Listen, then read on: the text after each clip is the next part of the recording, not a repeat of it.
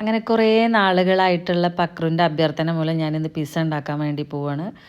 കുറേ നാളുകളായിട്ട് വെച്ചാൽ കുറച്ച് ദിവസങ്ങളായിട്ട് പിസ്സ ഉണ്ടാക്കണം എന്ന് പറഞ്ഞിട്ട് ഞാൻ വല്ലപ്പോഴും ഒക്കെ ഉണ്ടാക്കി കൊടുക്കാറുണ്ട്. കൊല്ലത്തിലൊരിക്കലോ അല്ലെങ്കിൽ 2 കൊല്ലത്തിലൊരിക്കലോ ഒക്കെ.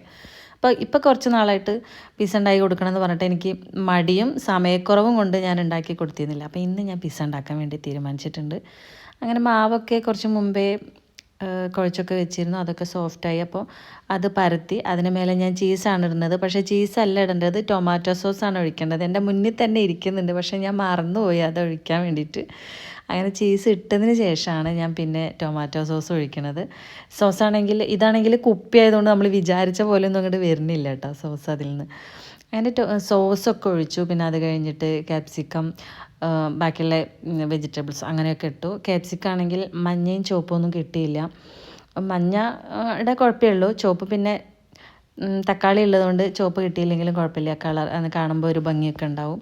പിന്നെ സവാള നമ്മൾ കറക്റ്റ് ഷേപ്പിലുള്ളത് മാത്രമായിട്ട് എടുത്തിട്ടു. പിന്നെ ചിക്കനൊക്കെ ഇട്ടു. പിന്നെ ഞാനാണെങ്കിൽ അത്യാവശ്യം സാധനങ്ങൾ അരിഞ്ഞു കൂട്ടി വെച്ചിട്ടുണ്ട്. പക്ഷേ അത്രേൻ്റെ ഒന്നും ആവശ്യം നമുക്കില്ല, ആവശ്യത്തിന് മാത്രം സാധനങ്ങൾ ഇട്ടാൽ മതി. അങ്ങനെ എല്ലാ വെജിറ്റബിൾസും ചിക്കൻ ഫ്രൈ ചെയ്തതും ഒക്കെ നല്ലോണം പരത്തി വൃത്തിയാക്കി വെച്ചിട്ട് പിന്നെ അതിൻ്റെ മേലെ നമുക്ക് ടൊമാറ്റോ നല്ല ഭംഗിയിൽ വെക്കാം. ലാസ്റ്റ് ഞാൻ ടൊമാറ്റോ ആണ് വെച്ചത്, നല്ല ഭംഗിയിൽ ഇരുന്നോട്ടെ എന്ന് വെച്ചിട്ട് കളർ അങ്ങോട്ട് കാണാൻ വേണ്ടിയിട്ട് അങ്ങനെയാണ് വെച്ചത്. അത് കഴിഞ്ഞിട്ട് അതിന് ശേഷം വീണ്ടും നമുക്ക് ചീസ് ഇടാം. ചീസ് മൊസറല്ല ചീസാണ് ഇതിന് നല്ലത്, പക്ഷേ എൻ്റെ അടുത്ത് മൊസറല്ല ചീസ് ഇല്ലാത്തതുകൊണ്ടാണ് ഞാൻ ഈ ചീസ് ഇട്ടത്. അപ്പം ഞാൻ എയർ ഫ്രയറിലാണ് ഇതുണ്ടാക്കാൻ പോണത്. ആദ്യമായിട്ട് എയർ ഫ്രയറിൽ ഉണ്ടാക്കണം, അതുകൊണ്ട് അതിൻ്റെ ഒരു എന്താണ് എങ്ങനെയെന്ന് കുറച്ച് ഒരു ഇതുണ്ടായിരുന്നു. പക്ഷേ അതാ പിസ്സ നല്ല അടിപൊളിയായിട്ട് വന്നിട്ടുണ്ട്. അപ്പം നിങ്ങൾ വിചാരിക്കും എയർ ഫ്രയറിൽ ഉണ്ടാക്കിയെടുത്തതെന്ന്. അല്ല കേട്ടോ, എയർ ഫ്രയറിൽ എനിക്ക് തോന്നുന്നു അത് ഓക്കെ ആയിരുന്നു. പക്ഷേ എനിക്കത് കണ്ടപ്പോൾ ചീസിനൊക്കെ ഒരു കളർ മാറ്റം വരുന്ന കണ്ടപ്പോഴത്തേക്കും ഞാനത് ഓഫാക്കി അതിൽ നിന്ന് എടുത്തിട്ട് പിന്നെ കുറച്ച് നേരം സ്റ്റവിൽ പാനിൽ വെച്ചിട്ട് ഒന്ന് ആക്കി എടുത്തു കേട്ടോ. പക്ഷെ അതിൻ്റെ ആവശ്യം ഉണ്ടായിരുന്നില്ല, അത് പിന്നെ കഴിച്ചപ്പോഴാണ് മനസ്സിലായത്.